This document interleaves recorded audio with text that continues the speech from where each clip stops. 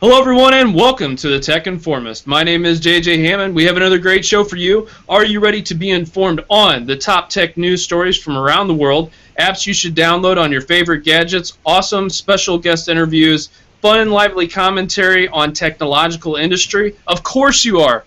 Our guest for this special episode is the founder of Simple Programmer at simpleprogrammer.com, where he tirelessly pursues his vision of transforming complex issues into simple solutions. He has published 55 courses on topics such as iOS, Android, .NET, Java, and game development for the online developer training resource Pluralsight, which is a sponsor of another show that we have, but I won't get into that now. He also hosts the Get Up and Code podcast, where he helps out talk about fitness for programmers. John is a life coach for software developers and helps software engineers and programmers and other technical professionals boost their career and live a more fulfilled life.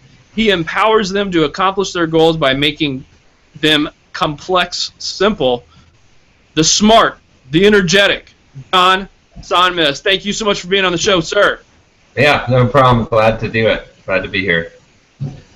So thank you so much. But however, this show is not complete without my good friend, founder, editor-in-chief of STLTechTalk.com, producer of Codecast by STL Tech Talk, co-creator of STLTechChic.com, our Women in Tech site, and the Tech Informist show, and the site as well, TechInformist.com. The uncanny Kevin Harvell. Say hello, Kevin. Hello, everybody. JJ, it's pretty wild having you sitting right to my left over here. John, strange. thank you. Thank you for joining us today.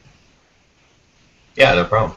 And don't forget, you can follow us on Twitter at Tech Informist. I keep wanting to put the in front of it, but I'm wrong. At Tech Informist. Facebook, The Tech Informist. Google Plus. Subscribe to our YouTube channel. Subscribe to our podcast now on iTunes, Stitcher, TuneIn Radio. Also, check out our parent company, STLTechTalk.com, and download the STL Tech Talk app for Windows 8 and Windows Phone 8. Also, visit STLTechTalk.com to keep up with our tech news, podcasts, codecast, programming code, hands-on reviews, event coverage, and much, much more. And don't forget, you can interact with the show by sending us feedback to contact@thetechinformist.com. And if you're watching us live, you can ask us questions via the chat room, and we'll do our very best to answer those questions in a timely manner. Special thank yous to go out tonight to the 300-plus people who in less than a week have listened to our very first episode, especially since our first episode just now, today, came out live to all the different podcast apps and feeds. So thank you from the bottom of our hearts. We appreciate your christening of this new show, so thank you. And before we start the interview, the reason why I wanted to have John on the show tonight was because he has been informing people on their tech needs and offering up great advice for a long time. So he's definitely a good fit here at the Tech Informist. So first question up to you, sir. Where do you come from? Where do you call home?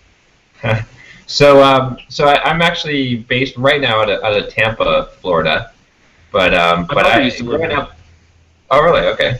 Yeah, it's a nice place. I like it. I've only been there about maybe like 3 years. But growing up, my dad was Air Force, so I'm kind of from everywhere. I'm in Hawaii right now, so.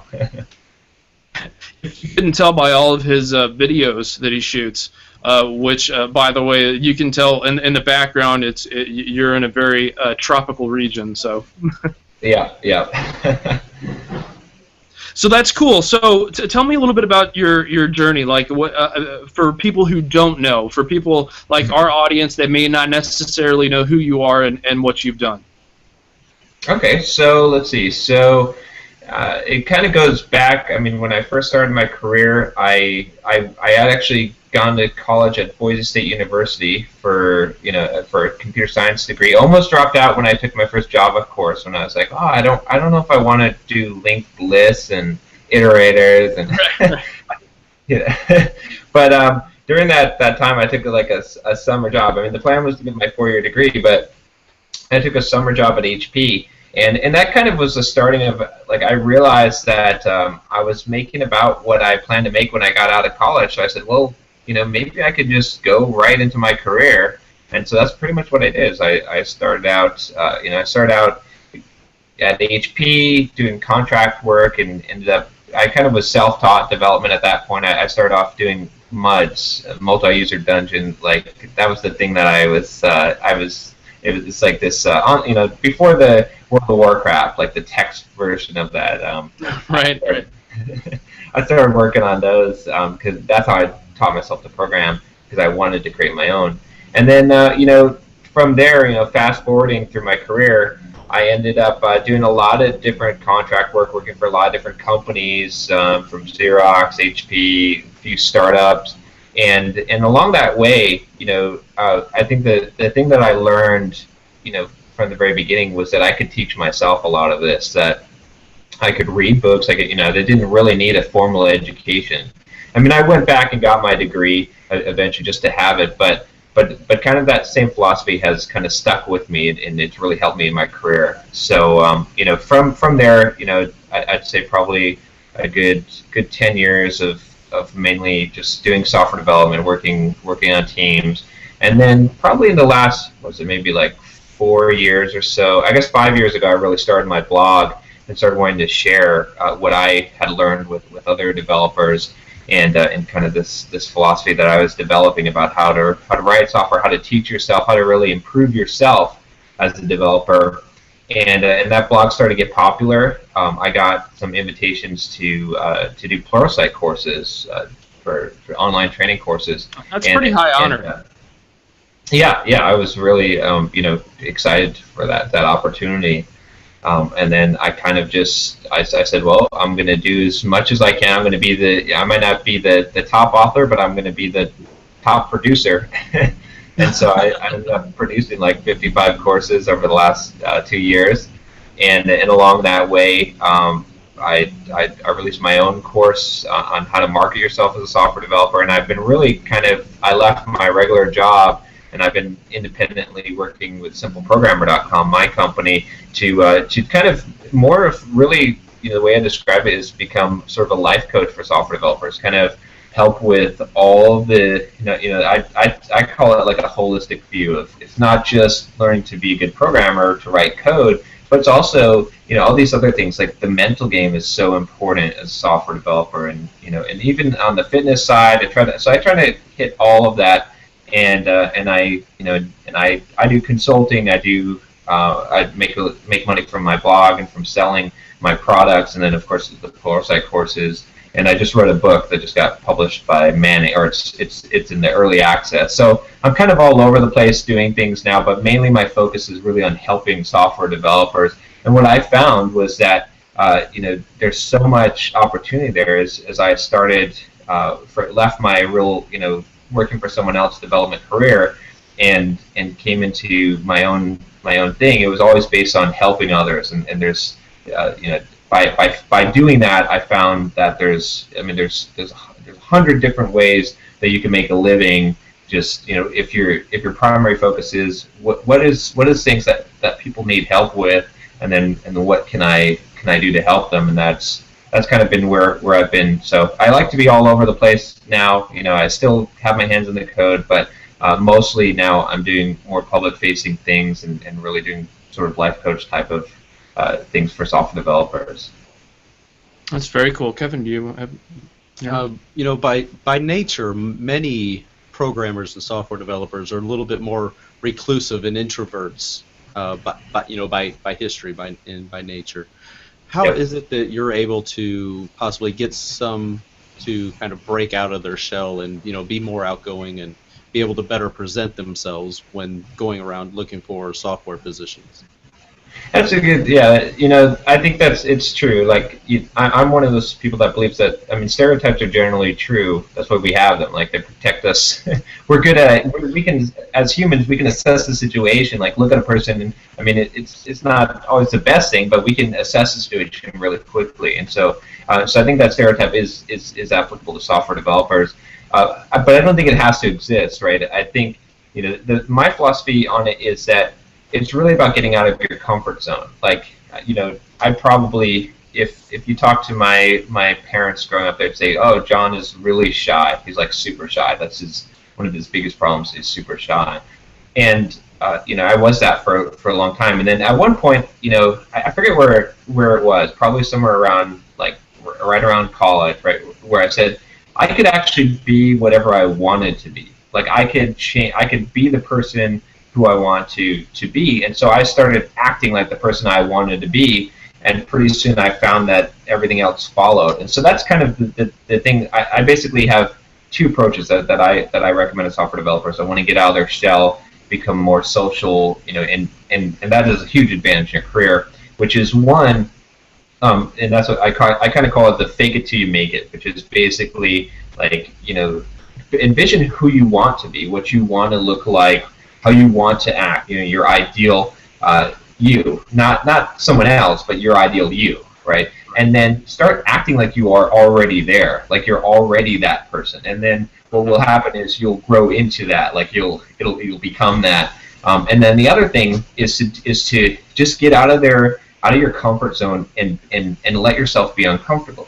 Like let yourself fail, let yourself look. Don't be afraid to look like an idiot, because that's where you really grow. The more that you put yourself in in situations where you look like an idiot, the more bold you become, the more things don't faze you as much, and it's a growing experience. And we're always so afraid of that, right? But like, what is the worst that can happen? Like in most situations, if you look like an idiot, if you do something that makes you uncomfortable, nothing bad can come of it. Like, we're in a very protected, environment. Like, we just have to realize that. And I think once you do if you do those two things, you're willing to put yourself out there and look like an idiot. If you're willing to figure out who you want to be and start acting like you're already there, then that's really the path to getting out of the shell, to all these opportunities. I think a lot of software developers live a very kind of sheltered, introverted life, and they don't realize that there's tons of opportunities out there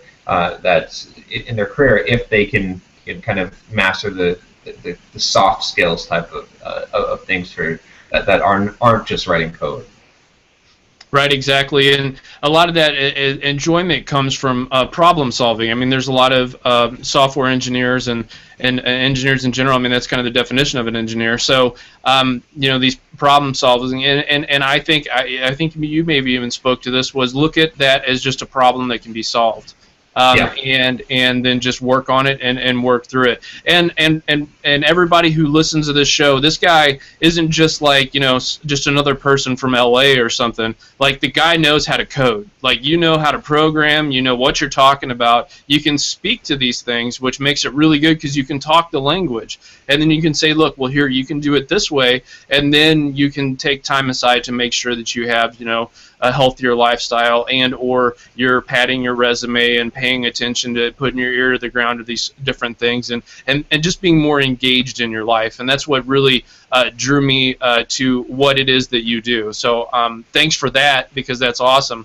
But kind of moving on to the next point, and you talk a lot about paths. Do you say that that's a reoccurring theme, especially in a software engineer and programmers' lives, is this idea of paths? Like, how do you get from one point to another, and that journey between the two? So just walk me through that a little bit of how you diagnose those paths.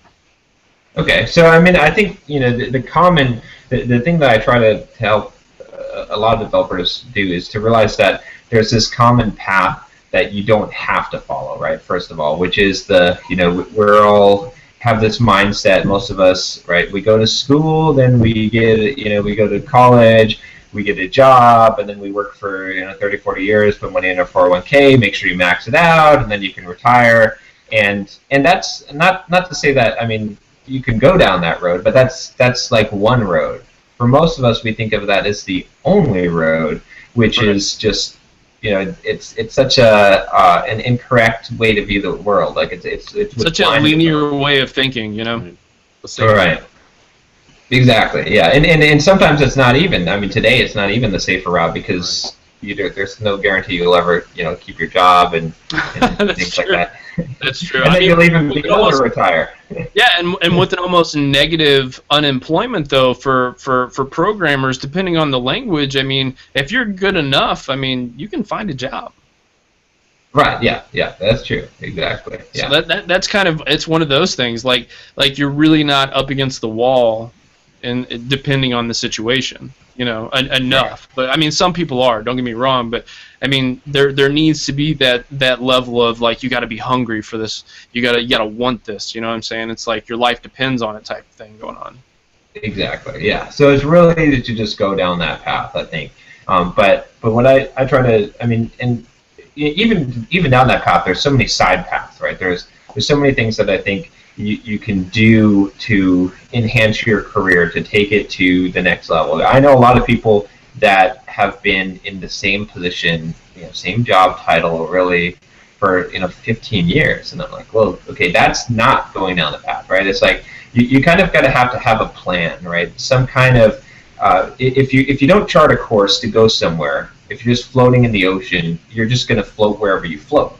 So you got to have a goal and a plan, and you have to always be figuring out how can you on a daily basis make advances towards that. How can you on a weekly basis, on a monthly basis, and usually that involves some kind of a routine. So what I try to encourage is just this idea of thinking a little bit bigger and to say, okay, well, what am I trying to do? I mean, it might be that I'm just trying to get a really good job with a company or to advance up the corporate ladder. If that's the case, then you got to be making steps towards that.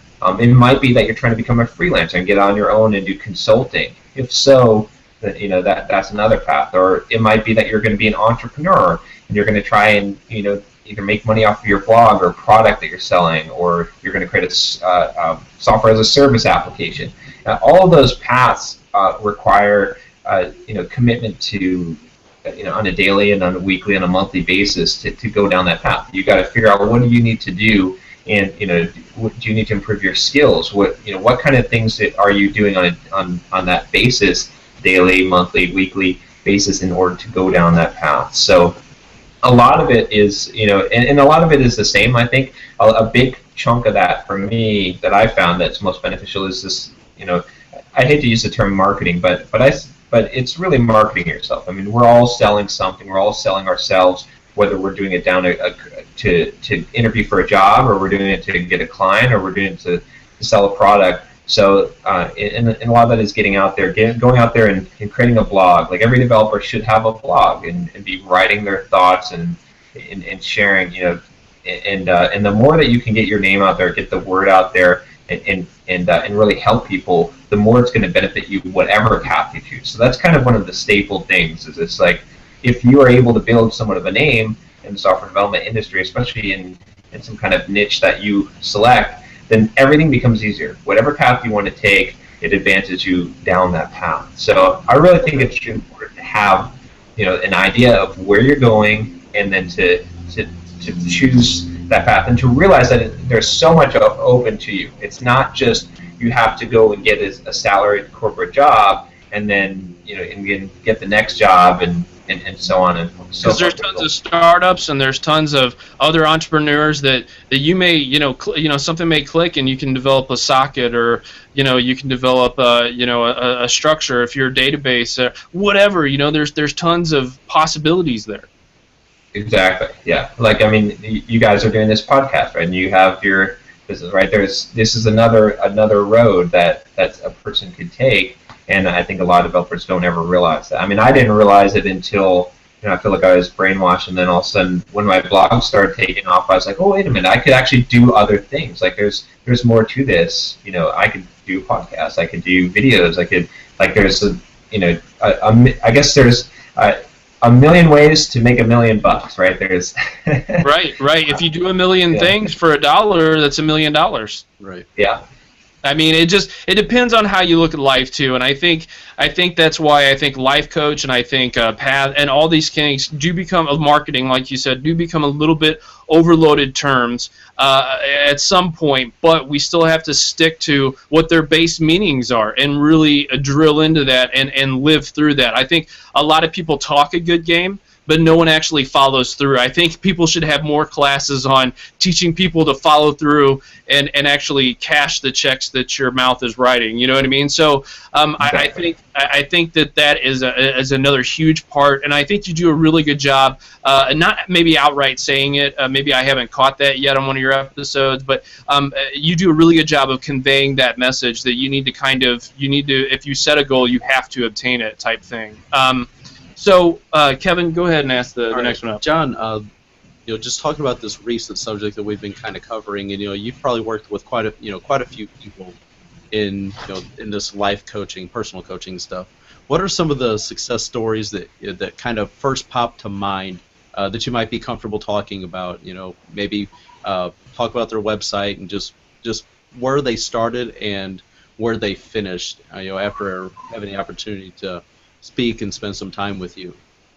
Sure. Okay.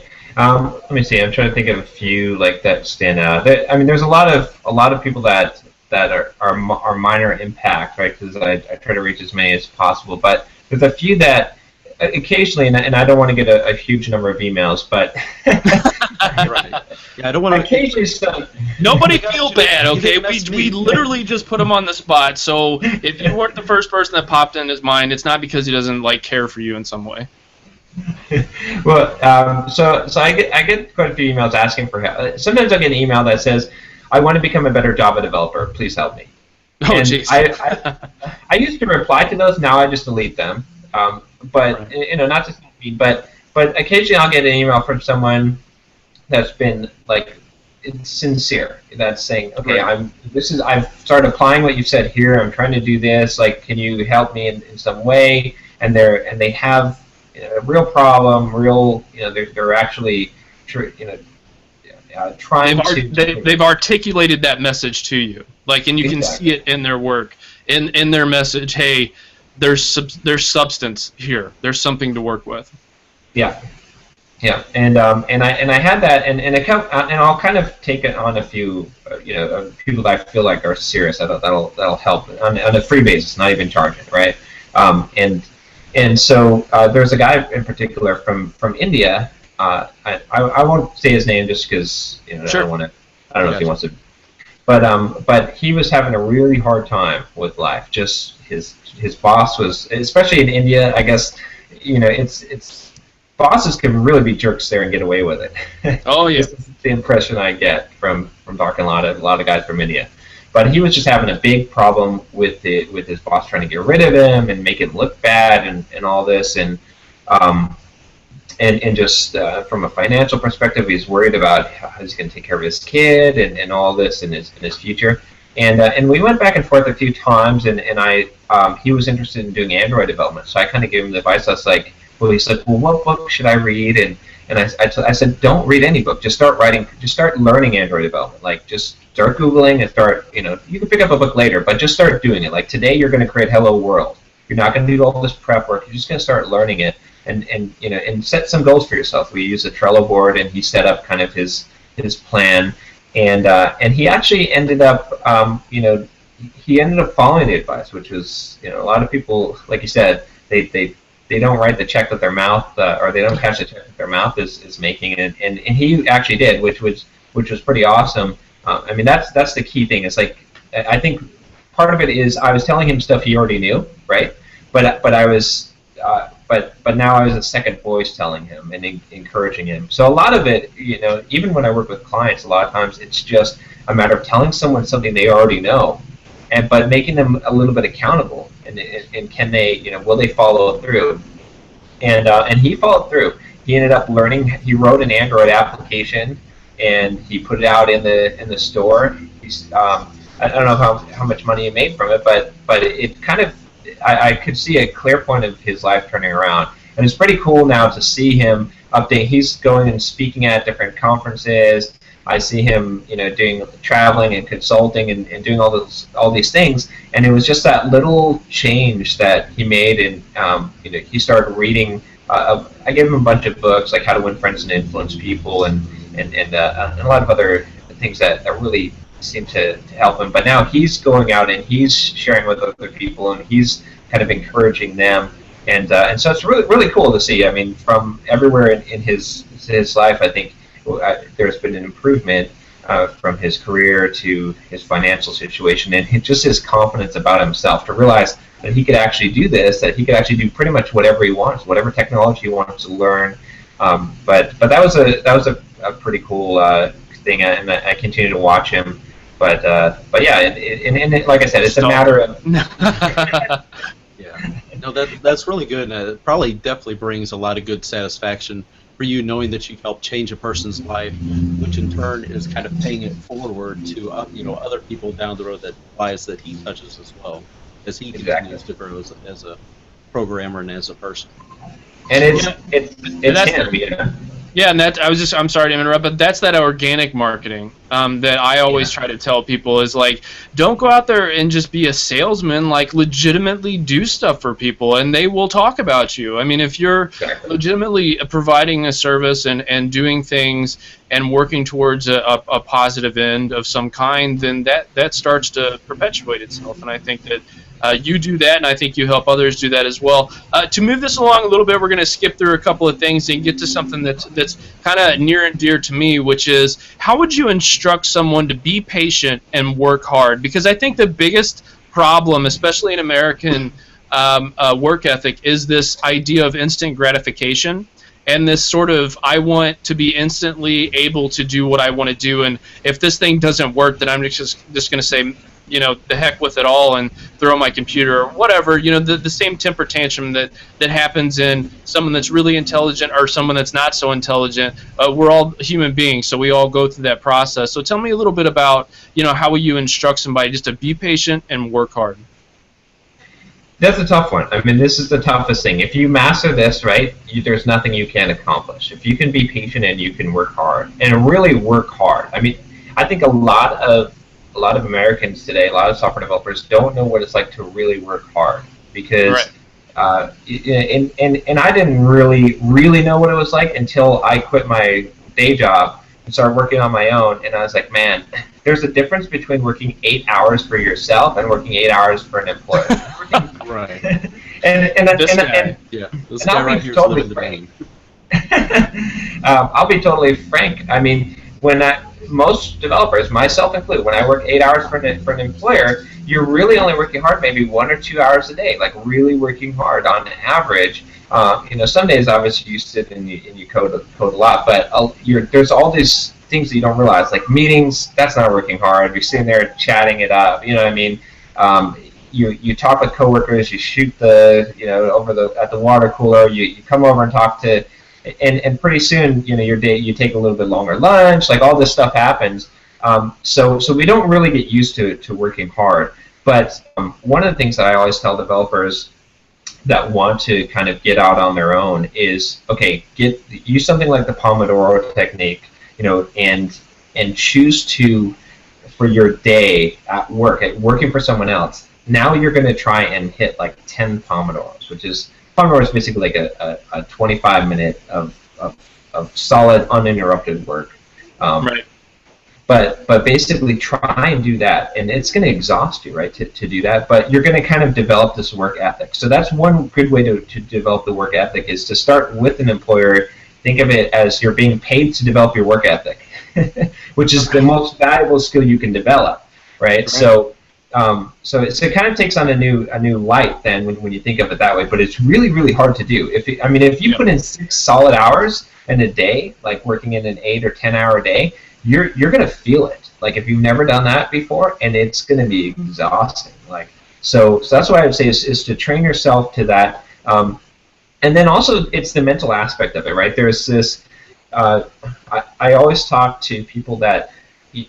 There's 2 ways of viewing it. Financially, I think is kind of a good way to look. Is when you get a raise, how do you think about that? Like, do you think about it as now I can afford X dollars more car payment or house? I can get a bigger house, or do you think of it as this is my monthly bills, and now I got a raise, and so now I have this much more to spend. I can upgrade my cable service or whatever it is. Or do you think of it in the long term? I can save and invest more. Because if you always think of it in terms of, okay, now I get a raise, so now I can spend more, then you're always in that that instant gratification. Like you're never going to escape that. It's kind of a mindset shift to say, okay, stop thinking in those terms.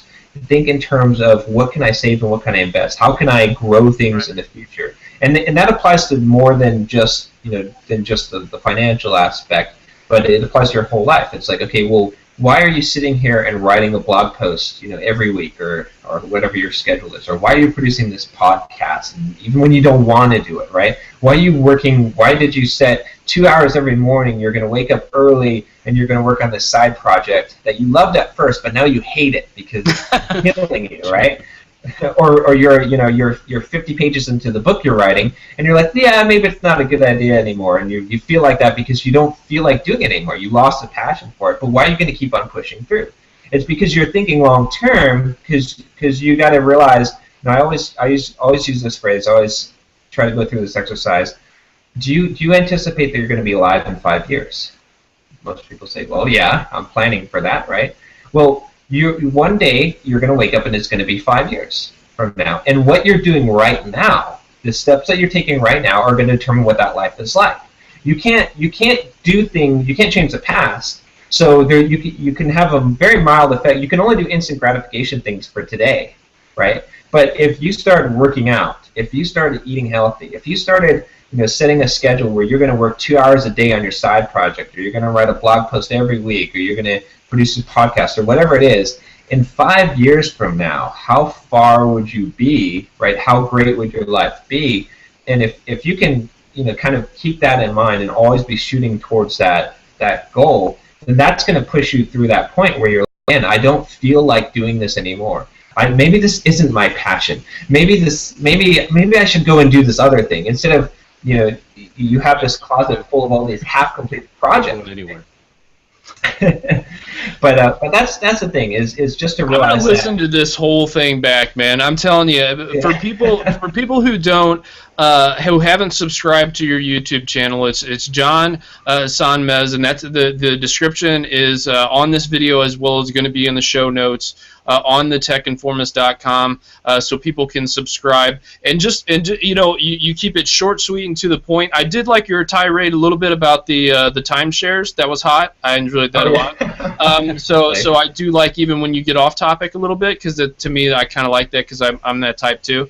But no, so I really think that you provide an excellent service. So I hope more people, either through the show or us talking about you, can find out more about what you're doing. So why don't you go ahead and tell our audience about that a little bit, where they can find you, where all the above.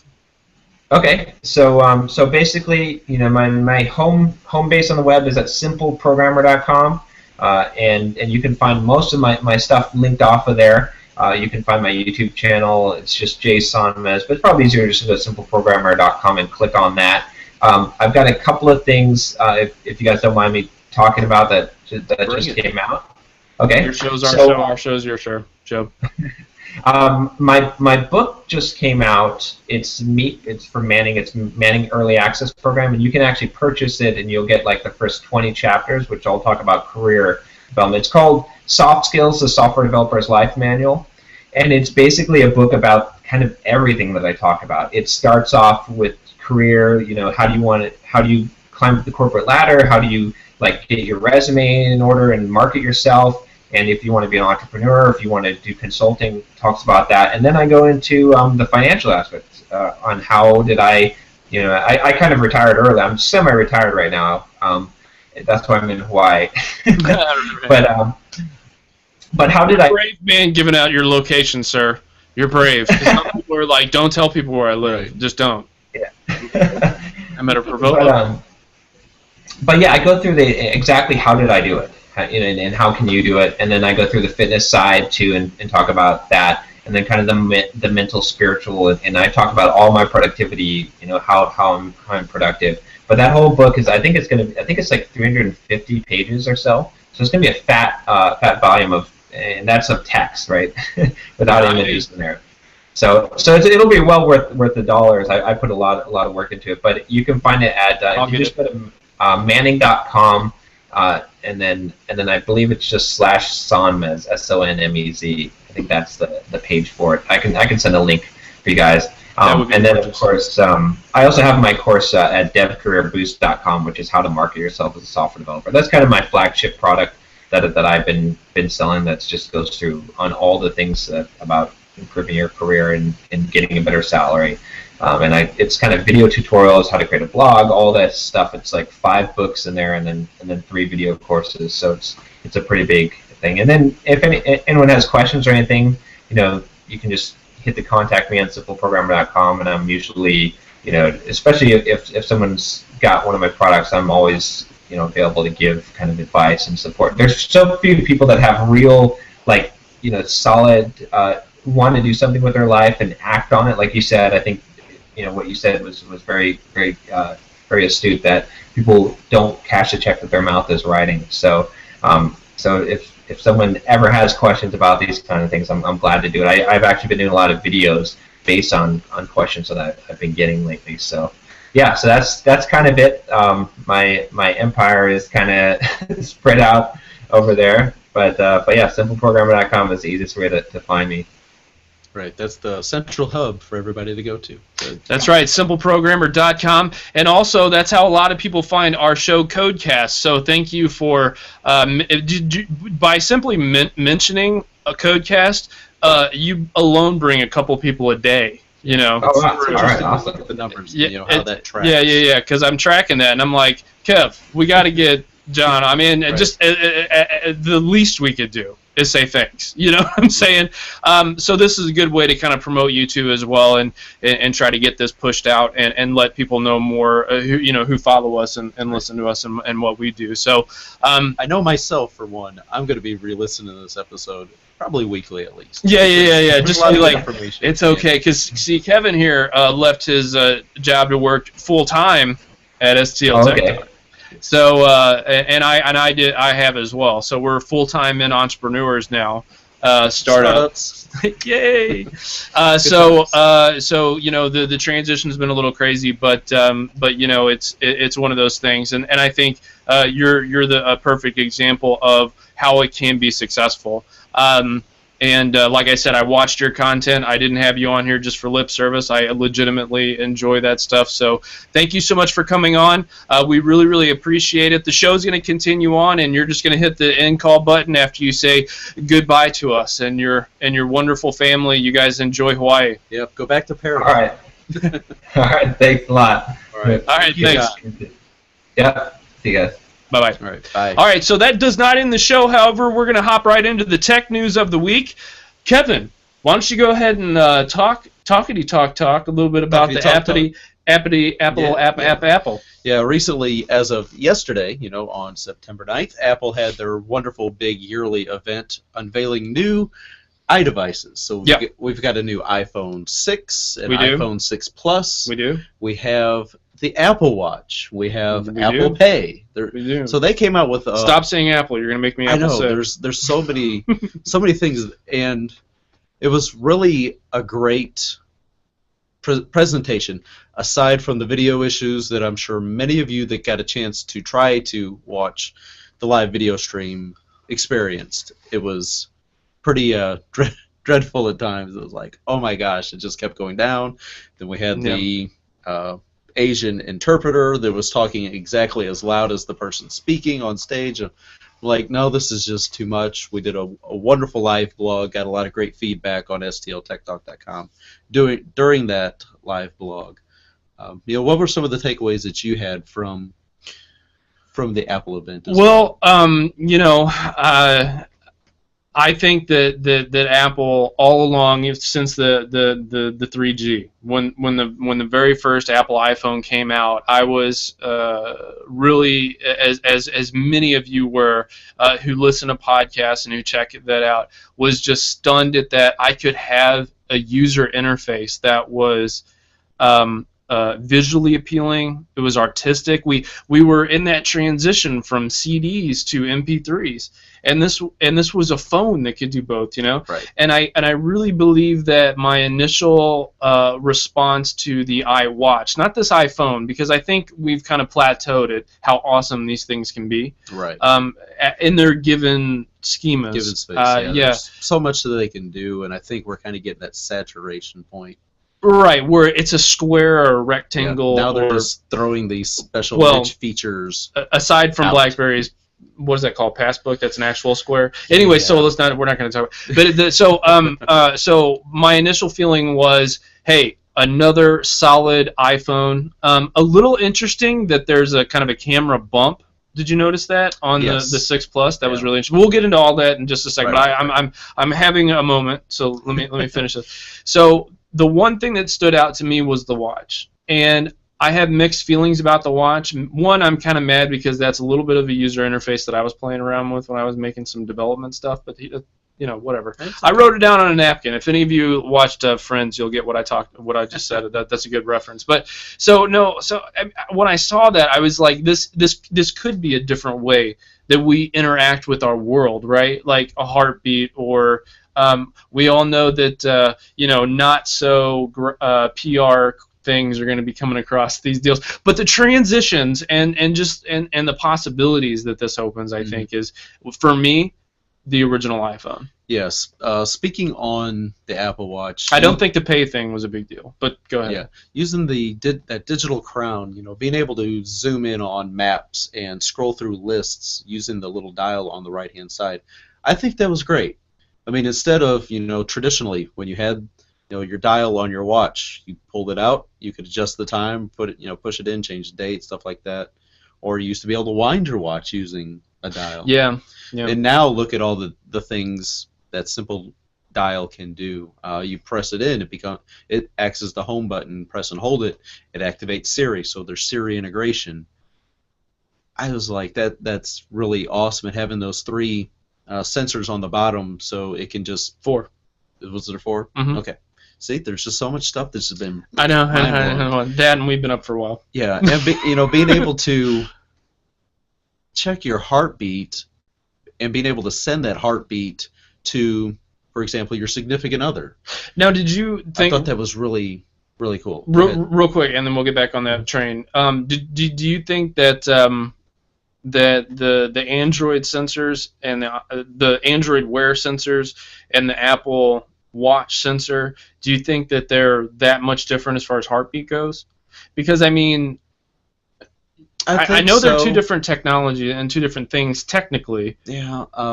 That's going to be a good one. We're definitely going to test it. Yeah, whenever we get that Apple Watch, which unfortunately one of the downsides is it's not going to be available until sometime that was early a first. 2015. Wasn't that was a first? Yeah, normally it was like Apple's not the kind that's going to announce a device. We're going to let it sit for a little while. Hey, we're going to have this especially out with in a $350 $350 price tag. Right. And we'll let that simmer a little bit. Right. What are they going to do? Give gift cards out and it has like a picture of an iWatch on it? Right. Back talking on the SEO Tech Talk podcast recently, it's like, Apple really, really wanted to make sure that they hit this holiday season, but by going ahead and saying, well, it's not going to be available until early 2015, that definitely either says that Apple does not have a finished product yet, even though people were able to get some hands-on time with it yesterday after the event, or they're just so determined to make sure this thing is right before they launch it. Right. That it's going to be not necessarily completely I'm flawless. concerned about that, though. Yeah. I mean, because think about it. From the original iPhone to the 3GS to the 4, I mean, they needed that time to get customer feedback. Right. And it almost feels like they should have said, you know what, we're going to sell a bunch of these anyways. Right. Why not throw this out there? Because that's the way it's going to go. Even with this thing, even in 2015, people are going to, well, not everyone, because not everybody can afford to spend that much. But my point is that if they were to get it out right away, you would get through some flaws or some feedback, or figure out what does and doesn't work, and all this other kind of stuff, and then iterate on that. Because I think one thing, watching other live blogs and listening to other shows and stuff like that, like many of our listeners do, and everybody else, is that the concern of this, the size of this thing. We thought it was going to be a little bit smaller, but it packs a lot more features than we originally thought too. But the one cool thing about the sizes, there's 2 different sizes. That's true. Have a slightly large one and a slightly smaller one. We assume the smaller one designed for women, because that's one of the biggest complaints from women now, is the fact with these Android Wear devices like the LG G Watch, for example, or the Pebbles. They're huge. They're big. I keep going back to one thing that Phil Nickinson mentioned on a recent episode of the Android Central podcast, is that every time that they get a new smartwatch in, he shows it off to his wife, and his wife's like, no. Or yes. This one, no. No. The only one that she's really said that she would probably be interested in wearing is the Pebble Steel, I believe it is. And I mean that says a lot, because you've got the Moto 360, you've got the LG GR coming out, and all these devices come out in just one size. Samsung's got a whole stable of smartwatches now, from the Gear 2, the Gear 1, the Gear Neo, I'm gonna lose my account of their. So let me go ahead and do that, because I think your original question was, hey, what do you think of the Apple event? So let me go ahead and run down through all my likes and dislikes and what I thought of it, and then you do the same, and then I'll tell you how much you're right or wrong. And no, I'm just messing with you. So first thing is, whoever hosted that, we all are mad at you, and I get that a lot of people are watching, but you should have saw that one coming. I mean, you really should have saw that one coming.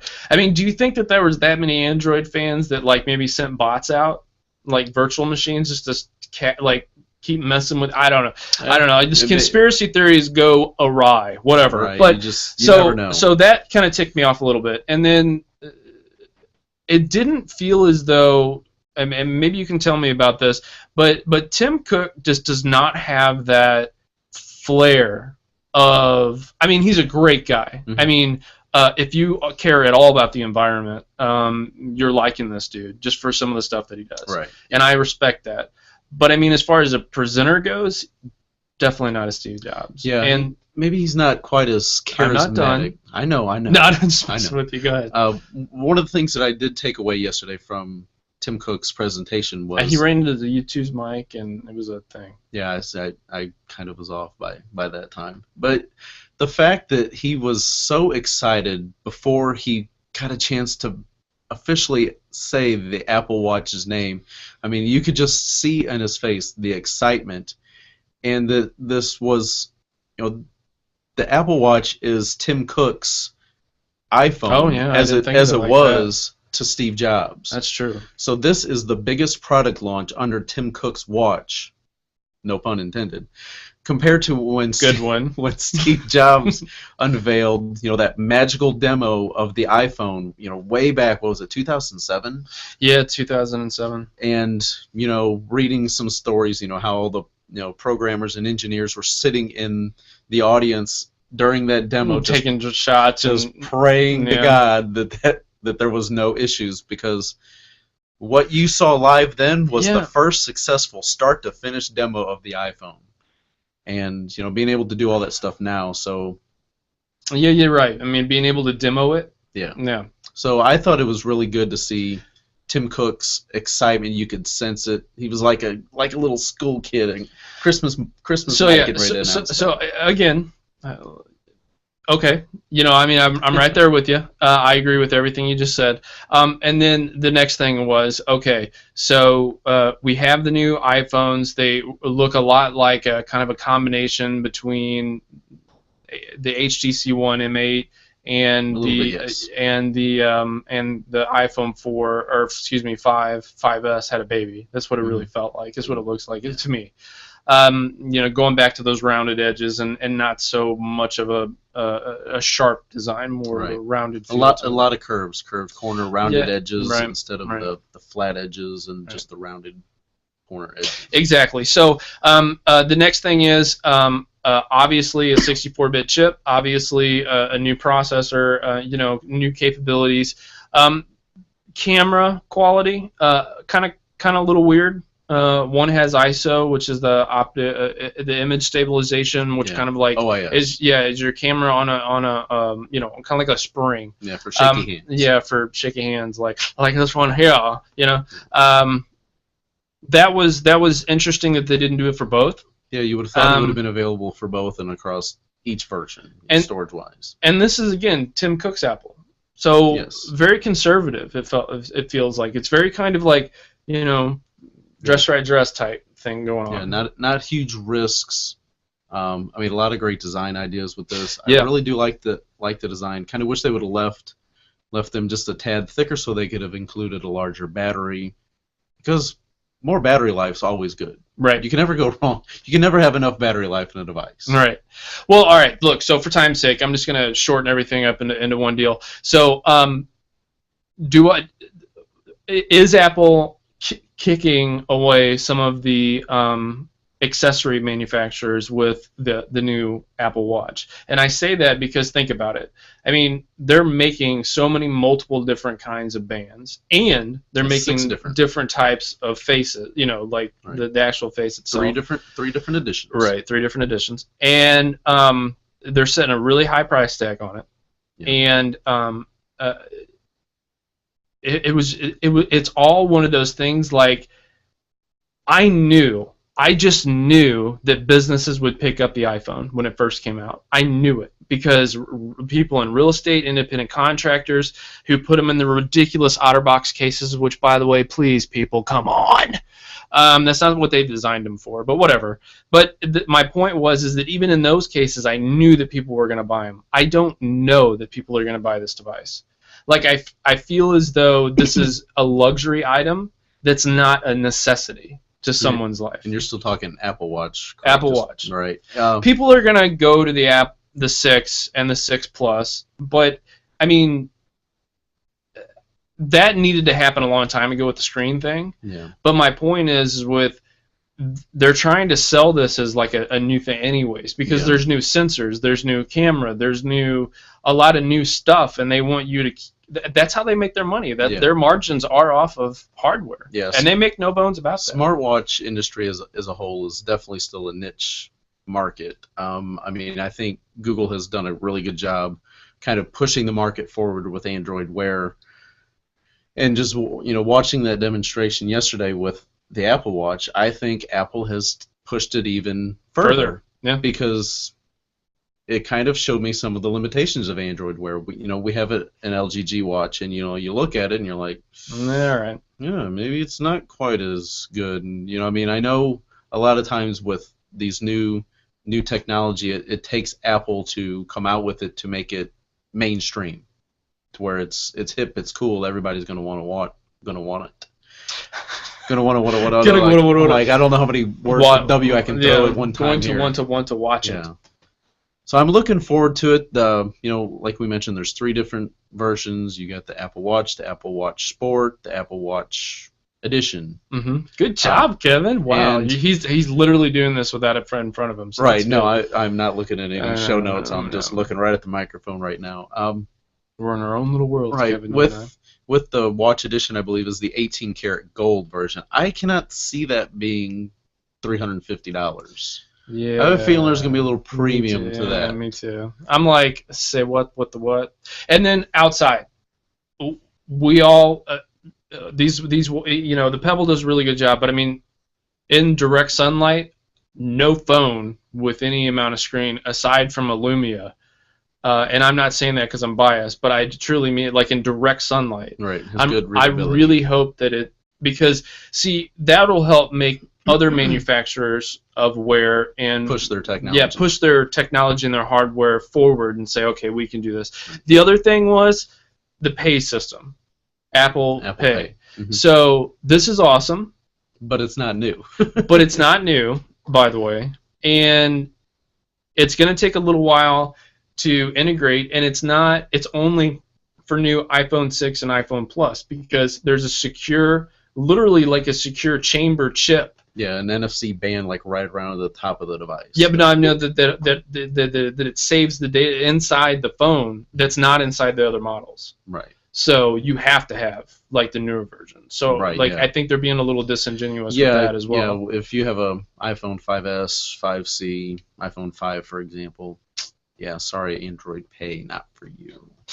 And I think we are going to start seeing a slew of manufacturers, Verizon, AT&T, T-Mobile, Sprint, carriers offer huge incentives for people to bring in their old iPhones. Yeah, Sprint definitely. Because I just saw like 2 emails come in. Yeah, a lot of them are throwing out offers. All right, so I'm sorry. I'm sure I left a ton out. But Kevin, what is your I don't want to say it because my wife will make fun of me. What, my likes, dislikes? No, your analysis, and she makes fun of me because it sounds like you're urine. How do I know I just kind of threw you off. Yeah, you just really threw my grade I know. way Well, off. because that's your thing. Because you Right. screw with me like that too. No. So what was something that maybe I left out that you wanted to hit on? Maybe the camera bump. Yeah, the camera. Something you that got people the camera bump. I have seen some people mention on Twitter that they're kind of disappointed that there's that camera bump. And again, that goes back to if maybe Apple would have just left that a little bit thicker, they wouldn't have had that. It would have been a nice flush camera. It didn't seem like it. Like I don't understand the thin stuff. I mean, Yeah. I think the iPhone right now as it sits is it's fine. I mean that thickness is fine, and they're going to put more. But people are going to put cases on it, like normals are going to put cases they're on going it. to put Anyway. the outer box on, and it's going to be 3/4. Yeah, I know. Thick. It's going to be ridiculous. So I mean, why sacrifice that just for? I mean, I don't know. The reason why I say that is because when you set the phone down and you don't have any protector on it, you know the edges of that lens gets scraped and is easily damaged. Yeah. So I mean, it's going to be interesting to see how that works. It comes in 3 different colors, same as the previous version, the gunmetal or space gray, gray, silver, and gold. So pretty much the same. They range in 16 to 100. Silver and gold. Yes, 16 to 128 gigabyte storage options, and what do you think about that? 128 gigs. that's a lot of storage. That's hot. But if you want the I love that off-contract iPhone 6 Plus 128 gig model, $949. You know that kid that sold his kidney for an iPad? He's probably going to try to sell his other one. He's probably going to try to sell his other one. He'll sell his other one. I wonder if he's rethinking that. Like if he's like, I didn't know that this was going to be out of date in a year. No. Right. Available for pre-order on this Friday, I believe, on the 12th. Yeah. And with availability on the 19th. So our very own Alejandro Ramirez, I'm sure, will be camped out. Yeah, he might be camped out. And I think he better not phone it in. No, we'll. I know for sure we'll probably pre-order one. I'm thinking the 6 Plus because bigger is better. Are you going with that? I think so. Okay.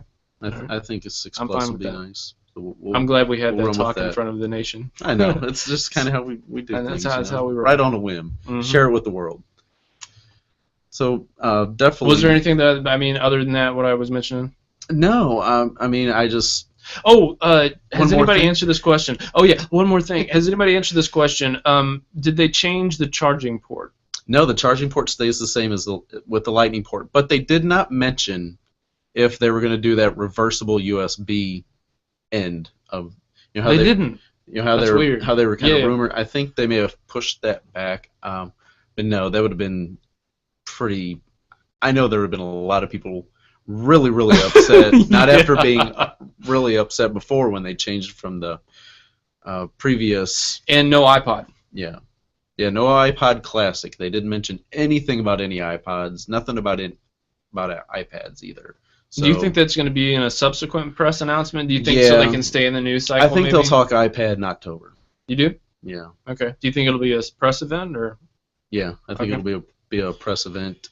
Just Touch because. ID? Yeah. Okay. I think Touch ID will come to that. Just NFC. NFC. I don't know. Maybe to because I can see because people take pictures with their iPads. They're gonna pay with their iPads. How ridiculous would that be, guys? Look, all right. I'm sorry, Apple fans don't get beat up on. Look, I'm just messing. All right, we're all friends here. Come on, let's hug it out. But I swear to God, if I see somebody pay with their iPad, because you saw the finger on the Touch ID and paying. Oh, hold on. It so inconveniences me that I have to swipe my card. Let me get out my iPad. Yeah, I can't pull my wallet. That's gonna be a thing, dude. I'm telling you. And if they do, I guess that'll only be on the LTE models to be able to do that. That's true. Okay. And also, what does the iPhone 6 Plus do to the iPhone Mini market? Because 5.5-inch display versus the iPad Mini's display. I mean, the iPad Mini's a little bit bigger, but because now you got landscape mode. Yep, pure landscape mode. Home icons, on your bottom bar there. pop up on the right or left, whichever way. I mean, so here's my prediction. We're phasing out tablets a little bit, and the reason why I say that is phones that are tablets. I'm not going to say it. Phones that are tablets sales and numbers are increasing, and regular phones and things like that are doing their normal thing, but not as awesome as that particular category. And I think the Motorola Atrix, if people remember that, where you were able to dock it into that, laptop type of kind of like thing. the Asus Pad phone. Like the Asus Pad phone, exactly. The phone in the tablet, right, where you can put the phone in the tablet thing. I think that is like the future, because I think that we're going to see a screen that is kind of maybe like a see-through or whatever, that is just kind of like even a dummy screen, and then it has some special projector in it, and you can just drop your phone, and it's not going to be a phone anymore. It's literally going to be your computer, and you're just going to drop it into a dock, and it's going to be a laptop. I mean, with the power of these devices, I mean, the CPU I think that speaks the RAM, to what you were just saying, though. I mean, a little bit. I really think with 64-bit in a phone, you can start doing a lot of stuff. Yeah. And I think it's going to push the iPad market towards kind of like the Surface Pros. Yeah. To where you're going to get a quickly attachable keyboard so you can sit out and get some more stuff done, to be able to install some separate software that, of course, is approved by Apple. Right. To run on like Mac OS. So it's kind of, I think we're going to see a hybrid iPad. Maybe not this go round for 2014, but I definitely think in 2015 we're going to see something similar, because the Surface Pros, while they might not be selling as well as everybody hopes for, I mean, when you've got NFL commentators, the NFL is using Microsoft Surface Pros on sidelines, and it's a big partnership between the NFL and Microsoft, and the announcers say, "Oh, those iPad-like devices." Come on, guys. I know. Seriously, Trent Dilfer, everybody, come on, guys. There's no reason. Come on, man. Yeah. I'm a guy. I watch ESPN. Yeah. I like it. So, but then again, that just goes to show the society thinks technology, and they think Apple when it comes is the center of the world. When they think tablets and smartphones. Well, but I appreciate that they finally put NFC, because that's long been an Android and Windows products now, and I'm excited about the payment system and stuff. I mean, I don't get to do as much illegal things as I used to, but whatever. And so I'm just joking. No one take me seriously. Yeah, no authorities. No, please, stay in school. Don't do drugs. So we're a family show here. So that's my just first week, and we'll be talking about this next week too. Yes. But that's my overall opinion of what happened. I mean, I think it was a good Apple fest, and Microsoft has theirs, Google I/O, they have theirs, so everybody has their thing, and I think that it was awesome, but I'm really concerned because I do not see enough people with enough money to afford that iWatch and have a worthwhile iPhone that doesn't need like a super power battery to handle that communication between your iPhone and your watch. It's going to be an expensive thing, because if you're on an iPhone 4, 4S, for example, you're going to want to bump up to at least the iPhone 6, maybe not the 6 Plus because of the additional cost of it, but it's an expensive purchase if you wait on the next iPhone until the Apple Watch launches and you go to buy both of them at the same time. And you're going to be buying that phone on a contract more than likely because of cost, unless you can save up to upwards of $650 to nearly $1,000 right for these things off contract. That's a lot. It's a lot of jack. That's a lot of jack. He says. Interesting. But developers, apps, services. It's going to be interesting how this all shakes out, because Apple pays out billions of dollars to developers. But if they're writing their own apps now that just blow the competition away, I mean, you know what I'm saying? Oh yeah, it's going to be interesting. I mean, get these developer kits into people's hands. Watch kit. The watch kit. Get get that into developers' hands and see what they can do. I mean, so there's been some developers do some really amazing things with Android. Friend Wear. of the show, Matt Seebeck, if you could let us know how that goes. Yeah, right. Alejandro probably will get it and let us know how that goes too. Right. But anyway, so Kevin, any final thoughts before we end this wonderful episode? No, just make sure we're now available on iTunes. Go to iTunes if you listen to this, and even if you don't listen to the show on iTunes. And look, we have Apple products. We have like one right here, one over there. Right. We're gonna get an iPhone 6 Plus. Leave us a review on iTunes because I'm not sure TuneIn Radio, Stitcher Radio, if they really allow for a lot of comments and ratings and stuff like that. I think Stitcher Radio really does. So leave us, if you like our show, please leave us a rating. Give us however many stars you feel worthy. We hope you give us 5. And share the show with everybody that you know. We've had great numbers from the first episode. We're only on episode 2, and we're just continuing moving forward, reaching out to try to bring you some of the best guests in the industry. We're going to reach for the top. We're going to keep awesome people coming. And like I said, if you don't know who John is, you know who he is now. Yeah, John and I'm telling you that guy. Sonmez. I'm telling you that guy. Like I said before the show, he could strangle things in a bathtub or whatever. But he gives awesome content. No, I'm just giving him. I'm just joshing him. But I mean, he's a really. You can tell that he's legit. And he knows like what it's like to go through some of the stuff. That, seem to be very humble and just willing to help and great communication. Responds back to emails. So he's worthy of our show. Yeah. That's basically what I'm saying. We start off with Mary Jo Foley, arguably the best guest ever. Yeah. And we're just going to continue to keep bringing you guests that you want to hear, that you know, and that you want to hear more about, that you don't hear them typically talk about on different shows. So awesome. So, Kevin, that's a wrap, my friend. That is a wrap. So, now, from the entire crew, consider yourself informed. We're out.